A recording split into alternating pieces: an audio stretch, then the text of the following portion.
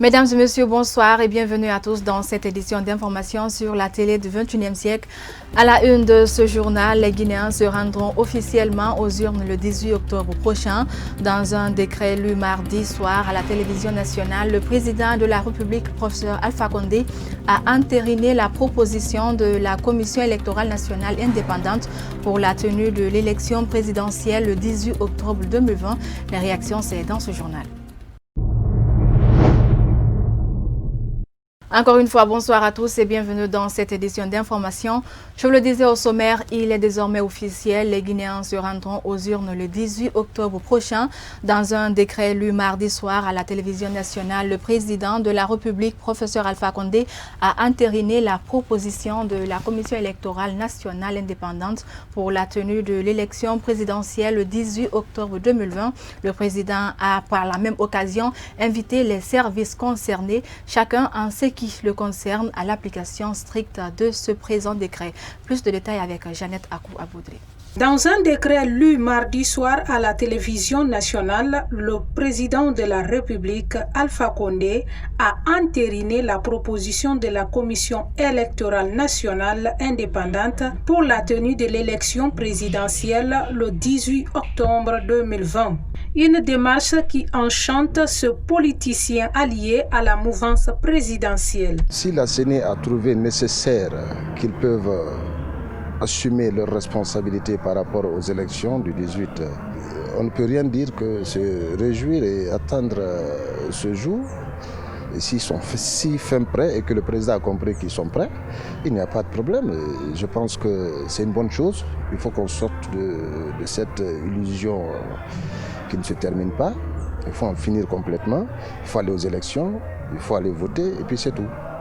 Quelques heures après, les principaux leaders de l'opposition ont réagi dans la même soirée du mardi 11 août 2020 sur le décret d'Alpha Condé affirmant la date du 18 octobre 2020 pour la tenue de l'élection présidentielle.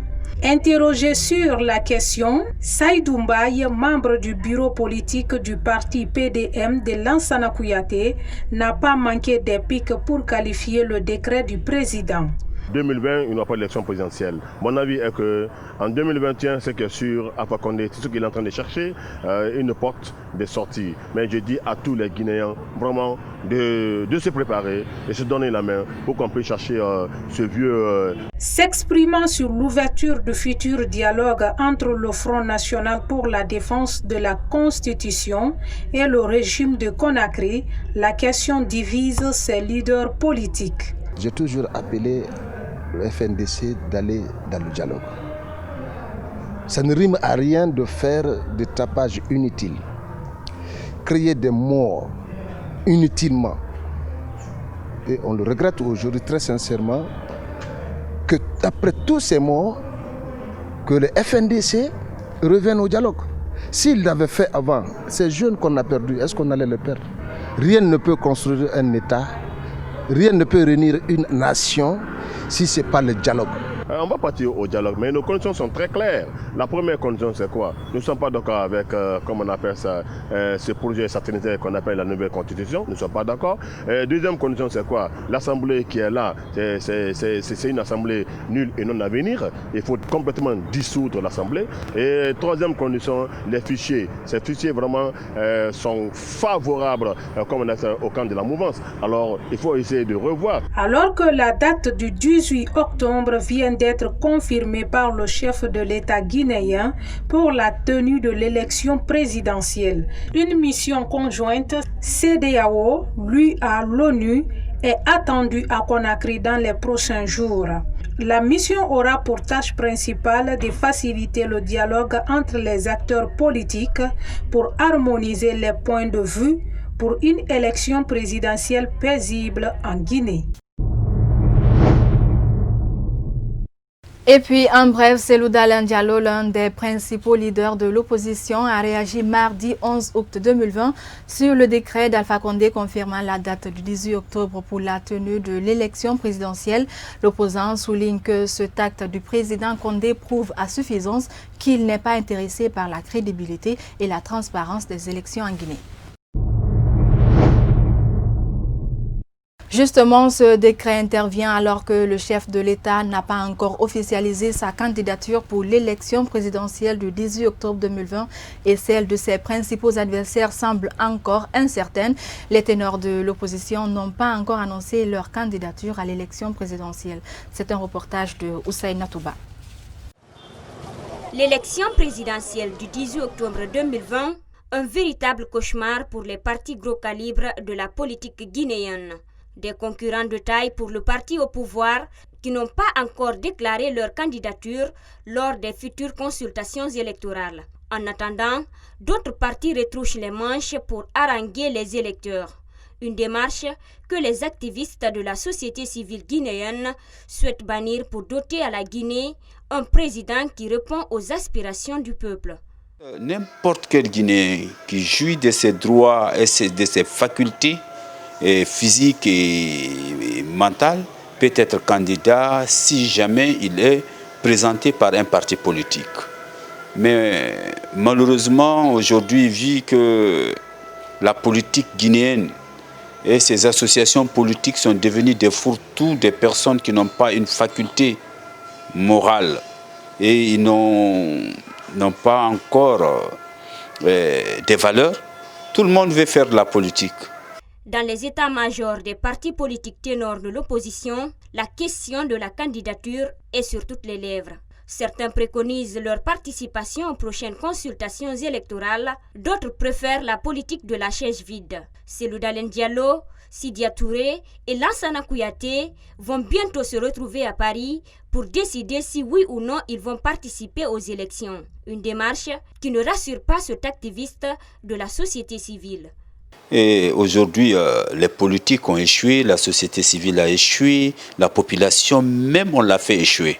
Parce qu'aujourd'hui, le paramètre ethnique a fini d'envahir tout le monde et chacun est en train de se recroqueviller derrière son ethnie et derrière un leader de son ethnie. Et donc, ce qui va sans dire que les années à venir encore seront des années très difficiles et d'indignité pour les Guinéens. Parce qu'aujourd'hui, on n'a aucune valeur si ce n'est pas le survie. C'est pourquoi, quand tu vois des gens aujourd'hui se lever et dire qu'Alpha Condé est le seul meilleur cadre de leur parti, c'est qu'après lui, qui a plus de 80 et quelques années, dès qu'après lui, il n'y a personne maintenant dans leur pays arc-en-ciel. Ça, c'est une honte nationale. Quelques heures après l'annonce des chefs d'État guinéens et ivoiriens de briguer un troisième mandat, les réactions se sont multipliées partout dans le monde pour condamner ces velléités. Tout d'abord, les États-Unis d'Amérique qui désapprouvent le troisième mandat sur le continent africain. Ensuite, l'Union européenne qui menace même d'infliger des sanctions au gouvernement de ces deux États. La CEDEAO, l'Union africaine, c'est une bande de personnes qui sont en train de trahir l'Afrique et l'Afrique de l'Ouest qui sont réunies là. Sinon, on ne peut pas aujourd'hui cautionner les conneries qui se passent dans ces deux pays. Et que bon, il faut attendre bientôt les velléités du président sénégalais aussi, il va s'engager. Maintenant, si tout ceci s'engage dans un processus de tripatuer la démocratie dans leur pays, pourquoi ne pas encourager en ce temps les coups d'État en Afrique? Voilà, autant de coups d'État, les hommes forts s'installent, ils développent leur pays. Le scrutin du 18 octobre prochain constitue la dernière cartouche pour de nombreux acteurs politiques. Des leaders frappés majoritairement par l'âge seront obligés de céder la place à d'autres pour continuer le combat politique en Guinée. Restons toujours en politique pour dire que l'Union européenne hausse le ton après l'annonce du président guinéen et ivoirien d'être candidats à leur propre succession lors des élections présidentielles d'octobre 2020. Les États membres de l'Union européenne menacent d'infliger de lourdes sanctions à l'endroit de ces deux gouvernements de ces pays francophones. C'est un commentaire de Bintou Souma. C'est avec un grand intérêt que nous suivons les événements en Côte d'Ivoire avec le président Alassane Dramane Ouattara et en Guinée avec le président Alpha Condé, le président de la Commission de l'Union européenne, ensemble avec nos partenaires de la Chine, Russie et l'Union africaine surveillent de près sur le paysage politique. Vu le discours pas très rassurant du Premier ministre et du président de la République de Guinée, ainsi que celui de la Côte d'Ivoire, l'Union européenne et le Conseil de sécurité de l'ONU ont décidé de ce qui suit. Mise en demeure juridique avec communiqué de presse, les avis et résolutions de l'UEMOA, de la CEDEAO, de l'Union africaine, le tout couronné par une résolution du Conseil de sécurité de l'ONU. Sanctions économiques avec suspension des caissements de la Banque mondiale, du Fonds monétaire international, de l'Union européenne, de la Banque africaine du développement, un embargo économique sur les exportations minières, commerciales et les importations de médicaments. Si possible, une intervention militaire couverte avec une résolution du Conseil de sécurité des Nations Unies ainsi que des restrictions de déplacement des membres des deux gouvernements. Nous espérons que les dirigeants et leurs gouvernements respectifs prendront la décision conformément à leur constitution de ne pas briguer un troisième mandat.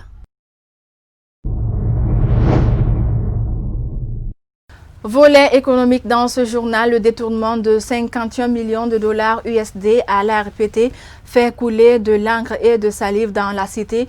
Des leaders politiques se sont exprimés sur la question. Pour le président du mouvement Guinée moderne, ce détournement est un signe de malgouvernance, de l'impunité et de la corruption qui caractérise le régime de Conakry. Suivez. Aujourd'hui, cette gestion calamiteuse et catastrophique de ce gouvernement, de ce régime Alpha Condé, a précipité la Guinée dans vraiment ce malheur dans lequel nous sommes. Encore ce détournement, je me demande comment un citoyen peut bien vivre dans un pays qu'il a détruit lui-même, qu'il a détruit soit par ses actions de corruption, de vol ou de crime. Je n'arrive pas à comprendre. Ces 51 millions de dollars auraient pu aujourd'hui beaucoup servir la Guinée dans sa défense contre cette pandémie qui est là, en ayant investi dans nos infrastructures sanitaires. Parce que vous savez aujourd'hui que nos hôpitaux manquent d'équipement, que si un malade rentre à l'hôpital aujourd'hui et qu'il sorte, c'est par miracle. Nous savons aujourd'hui que nous avons des écoles qui n'ont pas un programme éducatif qui est adéquat. Nous avons des infrastructures routières aujourd'hui qui ne répondent pas aux besoins du développement de la Guinée. Donc pour moi, c'est inconcevable. C'est inconcevable que des Guinéens puissent continuer à vivre dans ce cas. Moi, je suis un adepte de Kant qui dit que si chaque personne, si chaque citoyen, avant de prendre un acte qui n'est pas citoyen, s'il réfléchissait que tout le monde faisait la même chose, nous serons voués à l'échec. Donc, moi, je crois que ça, c'est une opportunité à punir. Et heureusement, c'est une révélation qui vient du procureur, pas de l'opposition pour qu'on dise que c'est une fabrication d'informations. Mais nous devons, la question de citoyenneté doit être vraiment discutée en Guinée. Et c'est pour ça qu'il faut que nous nous engagions tous dans la gestion de ce... Même si c'est pour nos enfants seulement, mais il faudrait qu'on s'engage. Et c'est pour ça que nous avions décidé en Guinée moderne de vraiment s'engager avec les citoyens pour qu'on puisse discuter de cela. 51 millions de dollars et dans des appels téléphoniques qui étaient supposés être des ressources additionnelles pour l'État pour pouvoir répondre à certains de ses besoins de développement. SOS dans ce journal, Souadou Bari est une jeune dame victime d'un accident de la circulation. Âgée de 19 ans, cette femme couturière de profession a été accidentée par un motard qui reste introuvable. Issue d'une famille à faible revenu, elle souhaite une assistance financière pour subir une intervention chirurgicale au niveau de son cou. C'est un reportage de Yayo Moufbari et Alassane Souma. Âgée de 19 ans, cette femme couturière de profession a été victime d'un accident de la circulation il y a 2 semaines à Koza. La victime revient sur les circonstances de son accident. Ma soeur était venue me rendre visite. Quand elle a voulu rentrer chez elle, je l'ai accompagnée pour trouver un taxi. Et je l'ai laissée sur la route parce qu'elle ne trouvait pas de véhicule. C'est à mon retour qu'une moto m'a renversée à Koza. Et le motard ne s'est pas arrêté. Et ma soeur, qui n'avait pas encore trouvé une voiture, est venue voir l'accident et a trouvé que c'était moi. Et elle m'a pris pour l'hôpital qui se trouve à Koza.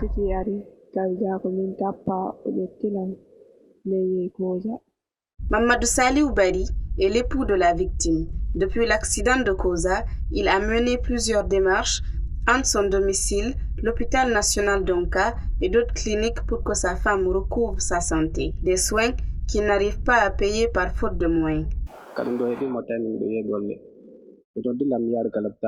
Quand l'accident s'est produit, j'étais à mon lieu de travail. Et de là-bas, je me suis rendu à l'hôpital. On nous a demandé de faire une radio. On a découvert un problème au cou. Ensuite, ils nous ont recommandé d'aller à Donka. Une fois là-bas, ils nous ont demandé de faire un scanner. Et on a découvert qu'il y a des os déplacés et certaines sont brisées par endroits. Ils nous disent qu'il faut une opération. Les médecins ont prescrit une ordonnance de 14 millions. On ne pouvait pas tenir le coup. On n'a pas les moyens.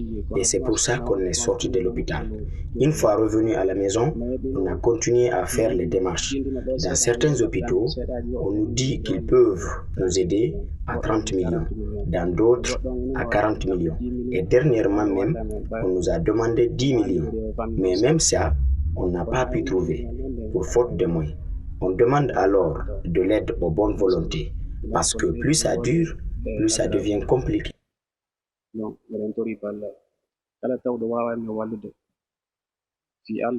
Issue d'une famille à faible revenu, la victime souhaite l'assistance financière de la part des personnes de bonne volonté et de l'État. Je demande de l'aide aux bonnes volontés à cause de Dieu et son prophète, parce que les moyens nous manquent. Je demande de l'aide. Ces derniers temps, la Guinée enregistre plusieurs cas d'accidents de la circulation qui sont parfois même mortels.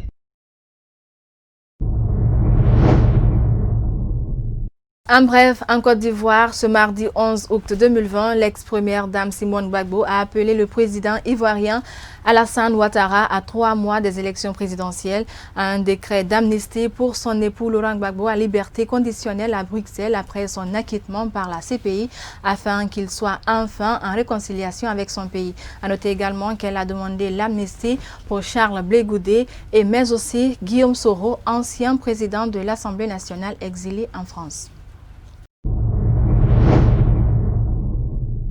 À présent, vous êtes dans la rubrique Écho dans la cité, une rubrique qui donne la possibilité aux citoyens d'exprimer leur ras-le-bol sur des sujets brûlants de l'actualité socio-politique guinéenne. Suivez.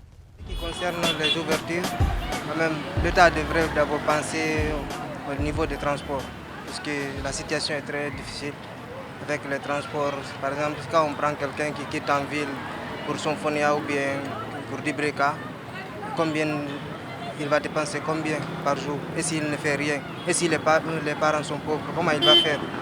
Il faut que l'État pense à ça. Il faut, même si c'est les bis, l'État doit faire sortir les bis, surtout sur l'axe de Kipé-là, Kipé à Hamdallah jusqu'à Sonfonia. Il faut surtout penser à ces tronçons-là pour que les élèves et les étudiants puissent aller à l'école.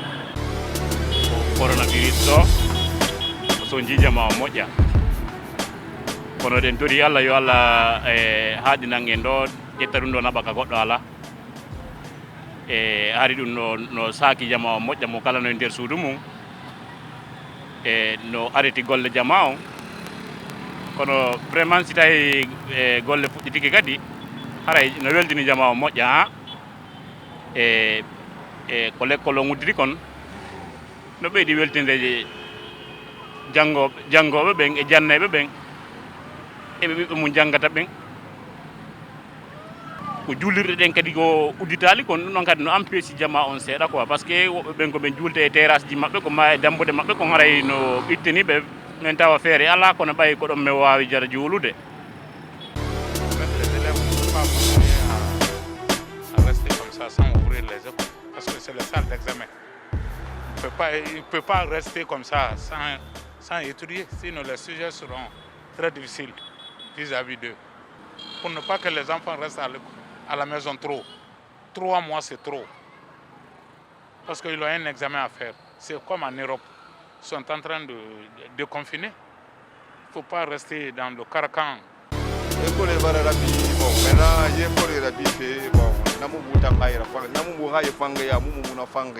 Parce que Mouradine de d'or bakre Mouradin fait. Voilà, tout magasin est mon affaire ma tour. Mouradine de nana, moi mais continuer qui n'a gagné, moi continuer faire naki. Bon maintenant peut-être le magasin il n'a tongo on a sarde. Étudier que ne to waharande non waharande. École barabi, moi c'est au calme vraiment école barabi. Muta rentabilité on a tout rabi. Parce que qui peut be dimeto et mine ngene mu tali mu dori dimme man na sike raso école kurkui et man na biri na mine kurkui quoi donc e bira mine kurkui et na fa la primaire be ene ga fatina collège na après une semaine parce que na bavet na naki na mu prairie sende ji bilagera ga ma sende na ma ki na mu prairie donc anu gouvernement a biri fala ne mo garame lakini ka biri fona kam wa wule fala fedi. C'est pas une réouverture comme les autres, mais avec la pandémie qui est présente et tous les problèmes qu'elle cause, c'était, bon, je ne vais pas dire que c'était nécessaire qu'il y ait réouverture, mais disons que le gouvernement, ils ont pensé à nous, quoi. Faut pas qu'on reste à la maison. En respectant les gestes barrières, je crois que ça pourrait aller avec. Selon moi, ça s'est bien passé. Les professeurs sont venus comme ça se doit et on a aussi respecté les kits sanitaires. Tout est bien quand même, tout est bien. Cette réouverture, c'est mieux pour les enfants d'examen. Le ministre avait proposé avant d'abord cette réouverture, les cours à distance. On a vu que ces cours à distance-là n'étaient pas fiables pour la Guinée en ce moment-là. Il y a d'autres districts, il y a d'autres préfectures qui n'étaient pas prêtes. On a vu des élèves guinéens qui n'ont pas... D'abord, le pays n'a pas de courant. Ce n'était pas facile de dispenser des cours à distance. Mais vouloir proposer cette réouverture, je pense que c'est une bonne idée pour les élèves d'examen, la 6e année, la 10e année et la terminale. Et voilà, mesdames et messieurs, ainsi prend fin cette édition d'information. À tous, merci de nous avoir suivis et à très bientôt sur Star 21 TV.